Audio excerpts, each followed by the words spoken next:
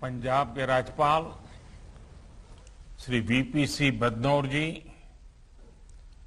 पंजाब के मुख्यमंत्री कैप्टन अमरिंदर सिंह जी, केंद्रीय मंत्रिमंडल में मेरे सहयोगी श्री जी किशन रेड्डी जी, श्री अर्जुन राम मेघवाल जी, श्री सोम प्रकाश जी, संसद में मेरे सहयोगी श्री श्वेत मलिक जी, कार्यक्रम में जुड़े सभी आदरणीय मुख्यमंत्रीगण, जनप्रतिनिधिगण, शहीदों के परिवारजन, भाइयों और बहनों, पंजाब की वीर भूमि को, जलियांवाला बाग की पवित्र मिट्टी को मेरा अनेक अनेक प्रणाम। मां भारती की उन संतानों को भी नमन जिनके भीतर जलती आजादी की लौ को बुझाने के लिए अमानवीयता की सारी हदें पार कर दी गई। वो मासूम बालक बालिकाएं, वो बहनें, वो भाई जिनके सपने आज भी जलियांवाला बाग की दीवारों में अंकित गोलियों के निशाने में दिखते हैं। वो शहीद कुआं जहां अनगिनत माताओं बहनों की ममता छीन ली गई, उनका जीवन छीन लिया गया, उनके सपनों को रौंद डाला गया, उन सभी को आज हम याद कर रहे हैं। भाइयों और बहनों, जलियांवाला बाग वो स्थान है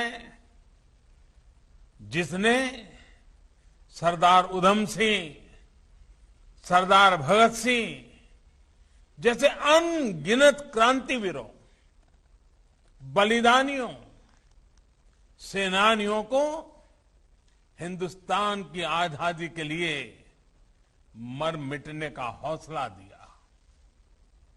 13 अप्रैल 1919 के वो 10 मिनट हमारी आजादी की लड़ाई की वो सत्य गाथा, चीर गाथा बन गए, जिसके कारण आज हम आजादी का अमृत महोत्सव मना पा रहे हैं।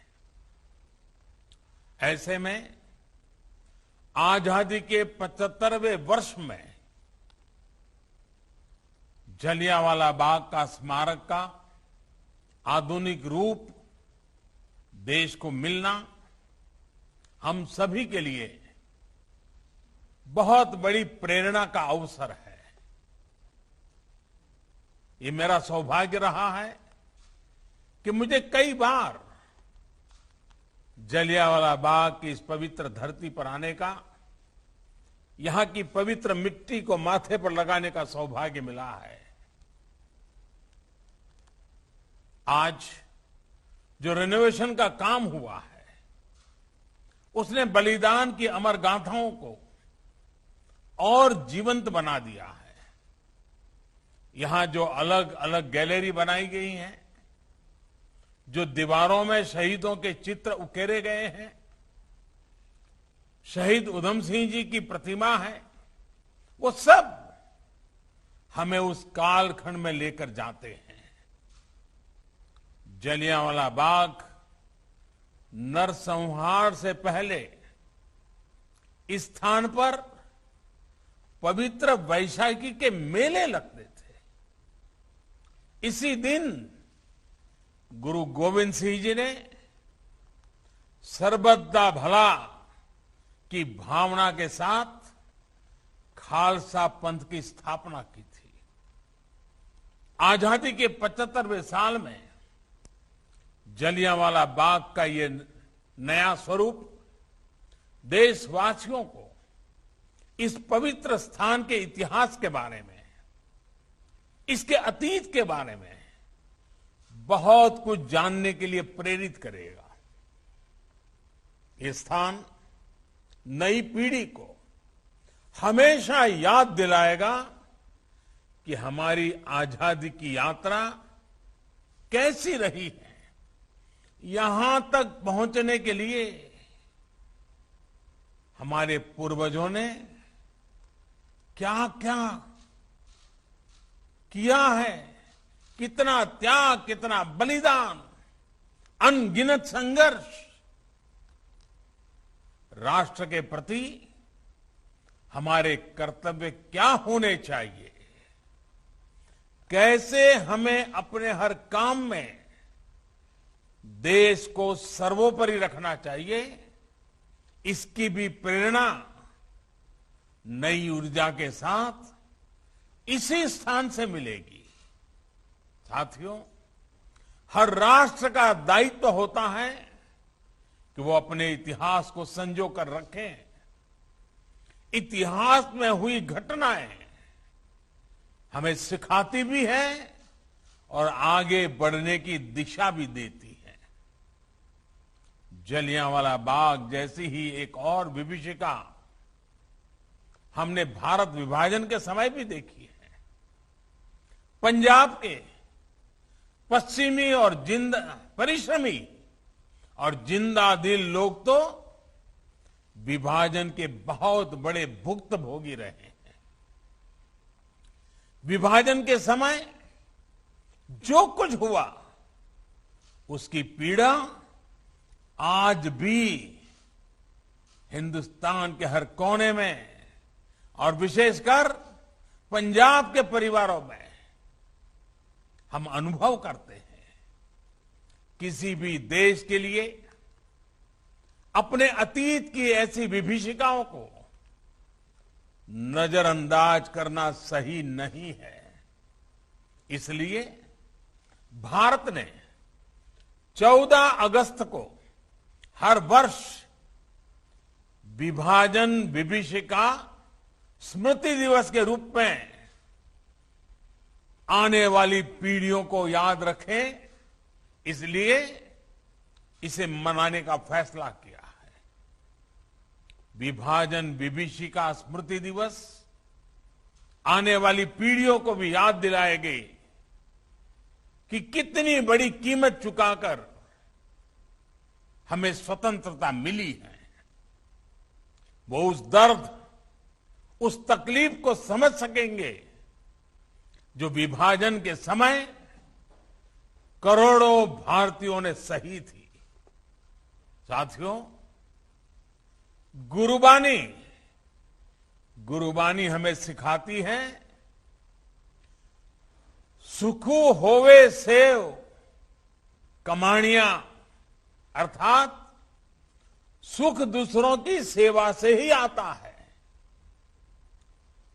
हम सुखी तभी होते हैं जब हम अपने साथ साथ अपनों की पीड़ा को भी अनुभव करते हैं।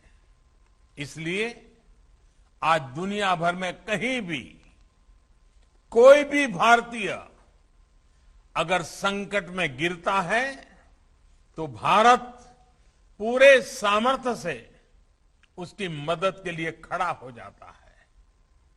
कोरोना काल हो या फिर अफगानिस्तान का वर्तमान संकट, दुनिया ने इसे निरंतर अनुभव किया है। ऑपरेशन देवी शक्ति के तहत अफगानिस्तान से सैकड़ों साथियों को भारत लाया जा रहा है। चुनौतियां बहुत हैं, हालात मुश्किल है, लेकिन गुरु कृपा भी हम पर बनी हुई है। हम लोगों के साथ पवित्र गुरु ग्रंथ साहब के स्वरूप को भी शीर्ष पर रखकर भारत लाए हैं। साथियों, बीते वर्षों में देश ने अपनी इस जिम्मेदारी को निभाने के लिए जी जान से प्रयास किया है। मानवता की जो सीख हमें गुरुओं ने दी थी, उसे सामने रखकर देश ने ऐसी परिस्थितियों से सताए हुए अपने लोगों के लिए नए कानून भी बनाए हैं। साथियों, आज जिस प्रकार की वैश्विक परिस्थितियां बन रही है, उससे हमें यह एहसास भी होता है कि एक भारत श्रेष्ठ भारत के क्या मायने होते हैं। ये घटनाएं हमें याद दिलाती हैं कि राष्ट्र के रूप में हर स्तर पर आत्मनिर्भरता और आत्मविश्वास क्यों जरूरी है, कितना जरूरी है। इसलिए आज जब हम आजादी के 75 साल मना रहे हैं, तो यह आवश्यक है कि हम अपने राष्ट्र की बुनियाद को मजबूत करें, उस पर गर्व करें। आजादी का अमृत महोत्सव आज इसी संकल्प को लेकर के आगे बढ़ रहा है। अमृत महोत्सव में आज गांव-गांव में सेनानियों को याद किया जा रहा है, उनको सम्मानित किया जा रहा है। देश में जहां भी आजादी की लड़ाई के महत्वपूर्ण पड़ाव है, उनको सामने लाने के लिए एक समर्पित सोच के साथ प्रयास हो रहे हैं। देश के राष्ट्र नायकों से जुड़े स्थानों को आज संरक्षित करने के साथ ही वहां नए आयाम भी जोड़े जा रहे हैं। जलियांवाला बाग की तरह ही आजादी से जुड़े दूसरे राष्ट्रीय स्मारकों का भी नवीनीकरण जारी है। इलाहाबाद म्यूजियम में 1857 से लेकर 1947 की हर क्रांति को प्रदर्शित करने वाली देश की पहली इंटरैक्टिव गैलरी, इसका निर्माण जल्द ही पूरा हो जाएगा। क्रांतिवीर चंद्रशेखर आजाद को समर्पित यह आजाद गैलरी सशस्त्र क्रांति से जुड़े वहां उस समय के दस्तावेज, कुछ चीजें, उसका भी एक डिजिटल अनुभव देगी।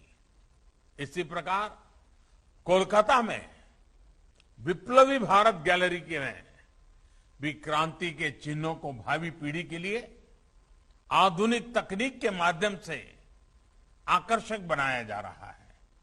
इससे पहले सरकार द्वारा आजाद हिंद फौज के योगदान को भी इतिहास के पिछले पन्नों से निकालकर सामने लाने का प्रयास किया गया है। अंडमान में जहां नेताजी ने पहली बार तिरंगा फहराया, उस स्थान को भी नई पहचान दी गई है। साथ ही अंडमान के द्वीपों का नाम भी स्वतंत्रता संग्राम के लिए समर्पित किया गया है। भाइयों और बहनों, आजादी के महायज्ञ में हमारे आदिवासी समाज का बहुत बड़ा योगदान है। जनजातीय समूहों ने त्याग और बलिदान की अमर गाथाएं आज भी हमें प्रेरणा देती हैं। इतिहास की किताबों में इसको भी उतना स्थान नहीं मिला जितना उनको मिलना चाहिए था, जिसके वो हकदार थे। देश के 9 राज्यों में इस समय आदिवासी स्वतंत्रता सेनानियों और उनके संघर्ष को दिखाने वाले म्यूजियम पर भी काम चल रहा है। साथियों, देश की ये भी आकांक्षा थी कि सर्वोच्च बलिदान देने वाले हमारे सैनिकों के लिए राष्ट्रीय स्मारक होना चाहिए। मुझे संतोष है कि नेशनल वॉर मेमोरियल आज के युवाओं में राष्ट्र रक्षा और देश के लिए अपना सब कुछ न्यौछावर कर देने की भावना जगा रहे हैं।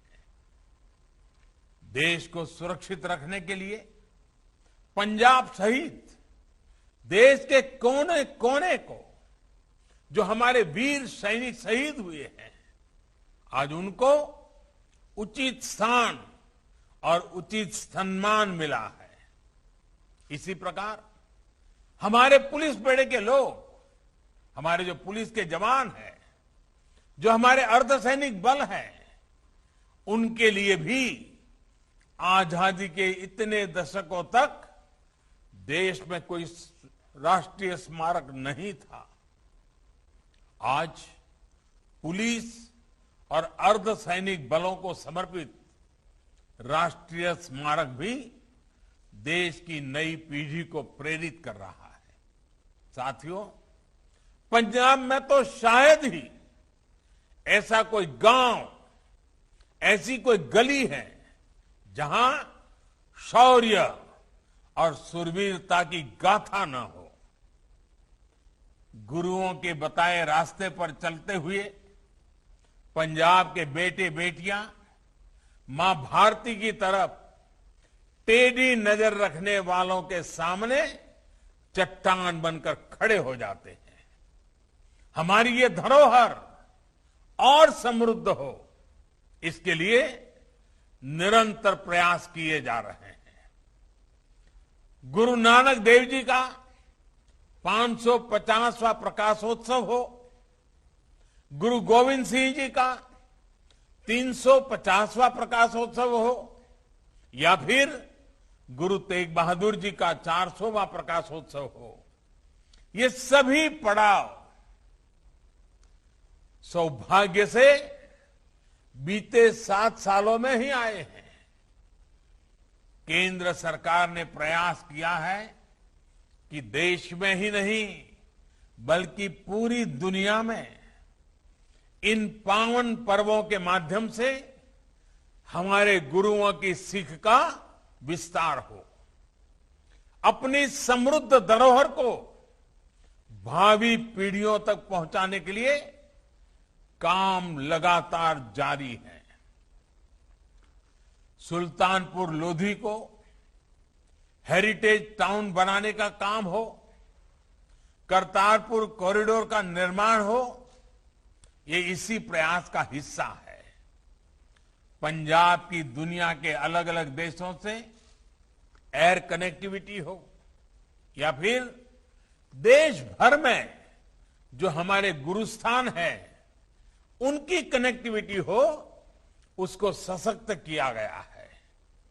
स्वदेश दर्शन योजना के तहत आनंदपुर साहिब, फतेहगढ़ साहिब, फिरोजपुर, अमृतसर, कटखड़ कलां, कलानौर, पटियाला हेरिटेज सर्किट को विकसित किया जा रहा है। कोशिश ये है कि हमारी ये समृद्ध विरासत भविष्य की पीढ़ियों को प्रेरित भी करती रहे और पर्यटन के रूप में रोजगार का साधन भी बने। साथियों, आजादी के ये अमृतकाल पूरे देश के लिए बहुत महत्वपूर्ण है।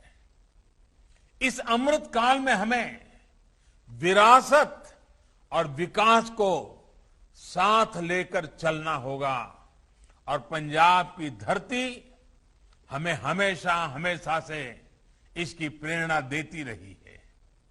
आज ये जरूरी है कि पंजाब हर स्तर पर प्रगति करे, हमारा देश चहुं दिशा में प्रगति करे। इसके लिए हमें मिलकर काम करना होगा। सबका साथ, सबका विकास, सबका विश्वास और सबका प्रयास की भावना के साथ साथ हमें काम करते रहना होगा। मुझे पूरा विश्वास है कि जलियांवाला बाग की ये धरती हमें हमारे संकल्पों के लिए सतत ऊर्जा देती रहेगी और देश अपने लक्ष्यों को जल्द पूरा करेगा। इसी कामना के साथ एक बार फिर इस आधुनिक स्मारक की बहुत बहुत बधाई, बहुत बहुत धन्यवाद।